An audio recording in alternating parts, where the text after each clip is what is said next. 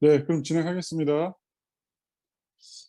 먼저 오늘 강연을 맡은 저는 고려대학교 디지털혁신연구센터의 센터장을 맡고 있는 이영환 교수입니다. 이렇게 또 귀한 시간 초청해 주셔서 감사하고요.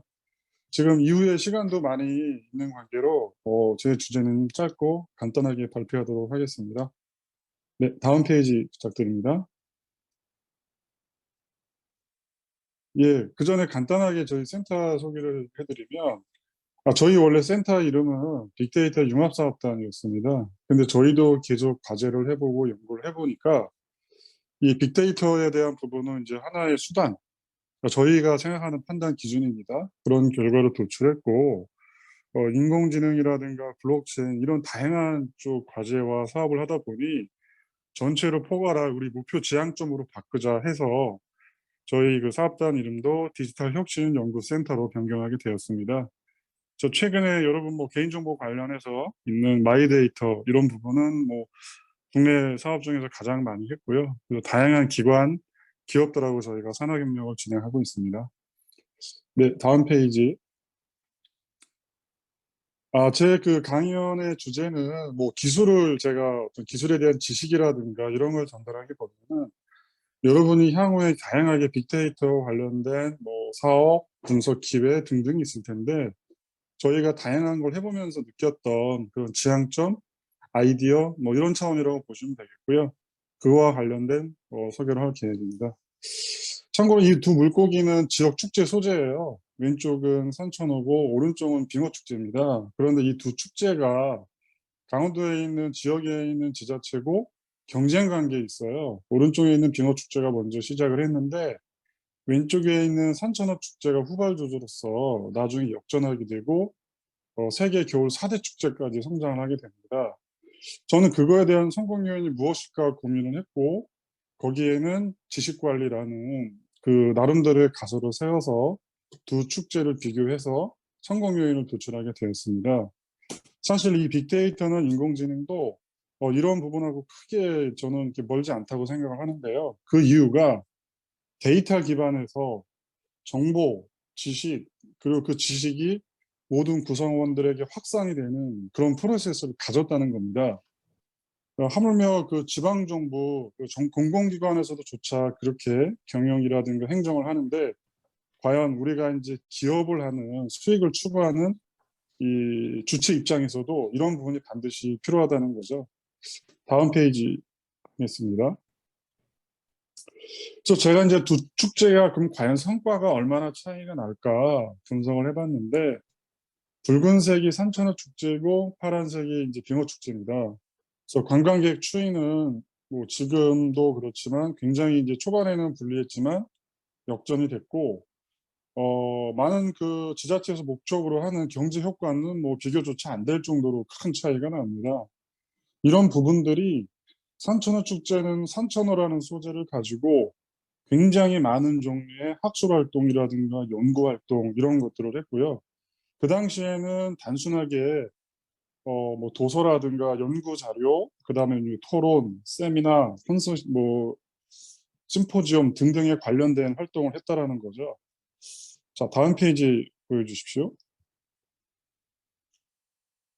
그런데 최근에 저희 그 센터에서 하는 양상하고 좀 비슷한데 이런 축제나 관광지도 디지털 데이터 기반으로 분석을 해서 정책을 수립하는 사례가 굉장히 많이 늘고 있어요. 저희 같은 경우도 한 100건 정도의 케이스가 있고 통신 데이터하고 카드 데이터를 가지고 지역에 대한 분석을 합니다. 그럼 그 지역에 대한 POI를 설정을 해서 그 지역에 누가 오는지를 데이터상으로 분석을 하면 성별, 연령별, 시간대별, 거주지별, 시즌별, 일별 굉장히 다양한 속성으로 해서 그 관광객을 정의할 수 있고 그들이 무엇에 얼마를 쓰는지까지 추출을 할 수가 있습니다. 다음 페이지. 다음 페이지 보내주십시오. 이렇게 이제 저희가 축제를 가지고 성공 요인과 그다음에 이제 디지털 혁신을 하는데 여전히 그 지역에는 굉장히 많은 문제와 그다음에 이제 해결할 과제들이 많다는 거죠. 저는 여기서 우리가 사업화한다는 기회가 있다라고 생각을 하고요. 빅데이터나 인공지능 이런 부분들이 그것을 해결하기 위한 좋은 수단이 될 것이라고 생각을 합니다. 다음 페이지. 다음 페이지. 네. 요건 그냥 넘어가도록 하겠습니다. 다음 페이지. 네. 그 위에. 다음 페이지. 네. 요것도 이제 하나 사례가 되는데 저희가 빅데이터를 가지고 축제와 관광지를 또 분석한 사례입니다. 경상북도에 있는 청송이라는 작은 도시인데요. 군이죠.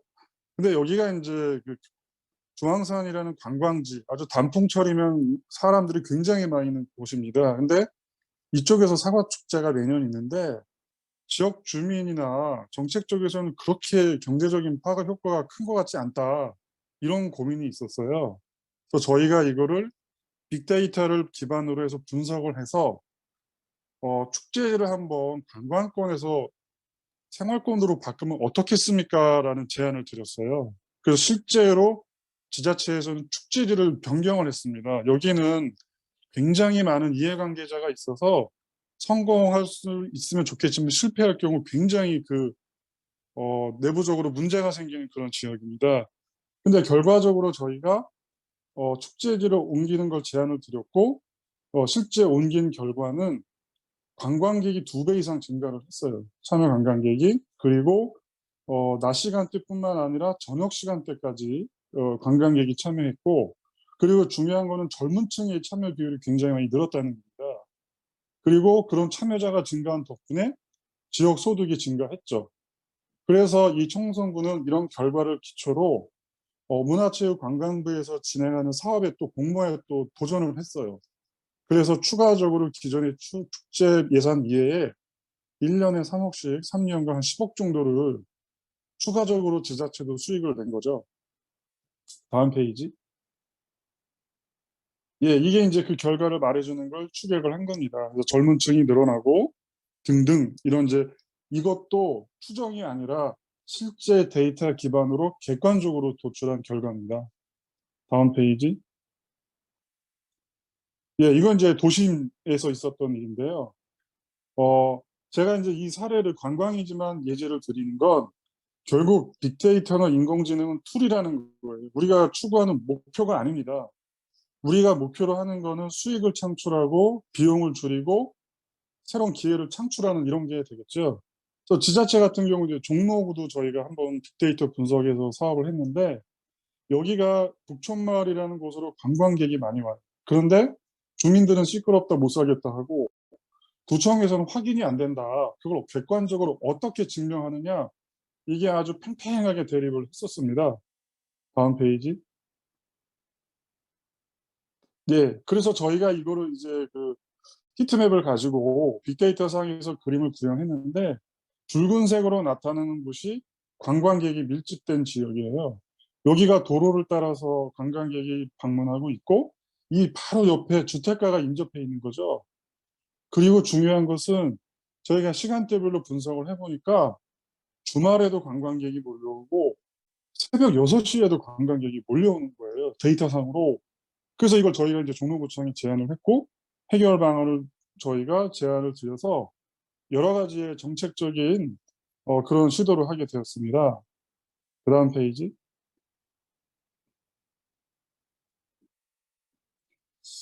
네, 이것도 넘겨주십시오. 네, 이것도 넘겨주십시오. 네, 앞서 말씀드린 것처럼 빅데이터, 인공지능, 블록체인, 메타버스 등등은 최근에 이슈가 되고 있는 굉장히 중요한 기술들이죠. 특히 4차 산업혁명 시대에. 그러면 그것을 어디에 쓸 것인가, 어떻게 활용할 것인가 포인트가 됩니다. 그래서 저희는 그거에 대한 전체적인 그 맥락으로 보면은 디지털 전환이라고 보고 그 목적은 기업 입장에서는 수익을 창출하는 또는 비용을 절감하는 쪽에 방향이 됐으면 좋겠다고 구체적인 것은 자동화하는 것과 지능화하는 겁니다. 그래서 반복적인 업무는 사람이 하는 반복적인 업무는 예, 기계가 혹은 컴퓨터가 할 수 있도록 하면서 시간과 경비를 줄이는 이런 사례가 되겠죠. 그다음 페이지. 그리고 왼쪽에 있는 거는 여러분들 다 아시는 지도일 거예요. 지금은 거의 볼 수가 없는데 과거에 내비게이션이 없었을 때에는 다 이런 지도를 보고서 우리가 길을 찾아갔었어요. 그런데 오른쪽에 지금은 자동차에 있는 내비게이션이라든가 심지어 스마트폰에도 굉장히 좋은 내비게이션들이 있습니다. 그럼 우린 과거에는 이런 지도책 시장이 지금 디지털 지도 시장으로 전환이 됐는데 어떻게 시장이 바뀌었는지 한번 보겠습니다. 다음 페이지. 네. 디지털 지도 시장을 제가 한번 찾아보니까 1 년에 20조에서 40조 시장이 되는 거예요. 단순하게 지도책이라고 무시했던 게 지금은 디지털 지도가 됨으로써 과거에는 없던 새로운 시장이 생긴 거죠. 그리고 매년 성장률도 14.1%로 굉장히 좋습니다. 더군다나 이 생태계의 플레이어를 보니까 세계를 주도하는 빅테크 기업 구글하고 애플이 주요 사업자인 거예요. 자, 이거는 기존의 지도라는 책을 디지털로 전환이 되면서 디지털 지도 시장이 새로 열렸고 그 세계 글로벌 시장을 주도하는 기업들이 대다수 참여하고 있는 겁니다. 이렇게 빅데이터도 중요하고 인공지능도 중요하지만 어떻게 활용하는지에 따라서 완전히 다른 세상이 열린다는 거죠. 그래서 이번에 이제 우리가 하는 이런 대회도 그런 거를 가기 위한 하나의 출발점이라고 저는 생각을 하고 참여하는 모든 분들이 그런 인사이트를 받았으면 좋겠습니다. 다음 페이지. 그리고 이 디지털 지도가 어디까지 확장이 되냐면 모빌리티라는 이동 수단이 자동차가 단순하게 이동 수단이 아니라 병원의 기능까지 역할을 하는 거로 확장이 됩니다. 그럼 기존에는 운송업에서 의료업, 금융업 완전히 융복합이 되는 거죠. 그러니까 새로운 시장이고 완전히 우리가 기존에는 볼 수 없던 시장입니다. 이런 쪽에 빅데이터나 인공지능, 블록체인은 필수 기술이 되는 겁니다. 다음 페이지. 네, 이제 결론에 도달을 하는데요. 그러면 이렇게 거대한 시장과 하이테크 기술을 우리는 어떻게 해야 되느냐, 어떻게 접근하느냐. 제가 과거에 해왔던 일들과 지금 진행하는 일들을 보면 작은 주제에서 출발을 했어요. 우리 생활의 실생활에서 발생하는 문제들, 그리고 기업에서 생기는 비효율들, 뭐 이런 쪽에 주목을 했고요. 그 다음 페이지에. 그리고 그거에 대한 또 다른 그 도전, 그러니까 그 준비로서 데이터, 어디서 데이터가 생성이 될지를 계속 탐색하고 발굴하고 있습니다. 그래서 여러분들이 지금 생활하는 것, 서비스 하시는 것, 고민하신 거에 보면 분명히 디지털 데이터가 생성이 되는 곳이 있을 거예요. 그리고 잠재적인 부분이 있다라는 거죠. 그래서 이 데이터가 어떤 패턴이 나타나면 정보가 되고 그 패턴에 의해서 우리가 새로운 정보라든가 어떤 인사이트가 도출이 되면 그건 지식이라고 부릅니다. 그리고 그 지식을 통해서 우리 사람이 활용하거나 새롭게 도전할 때 우리는 그걸 지혜라고 하거든요. 다음 페이지. 네, 그래서 결론입니다. 우리가 어떤 정책을 하거나 경영을 할 때에는 과거에는 지식만 가지고 했어요. 근데 이 지식은 다분히 좀 수단적인 부분이 들어가 있습니다. 그래서 빅데이터를 통해서 정보를 추출하고 그걸 통해서 지식을 우리가 형성을 하거든요.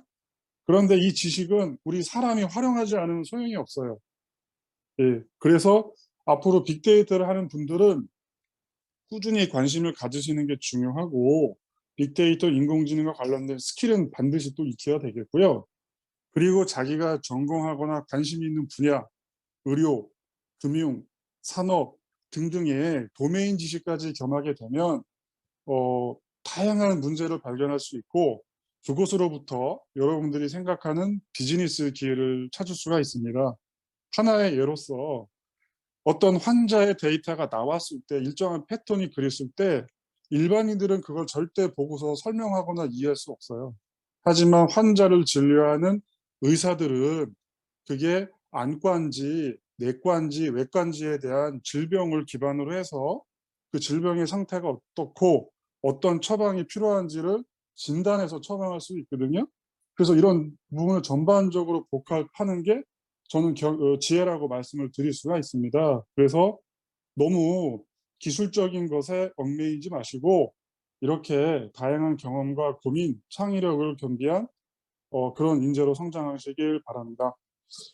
시간 관계상 제가 준비한 부분은 이렇고요. 이후에 또 좋은 말씀도 많으니까 유익한 시간이 되시길 바라겠습니다. 네, 감사합니다.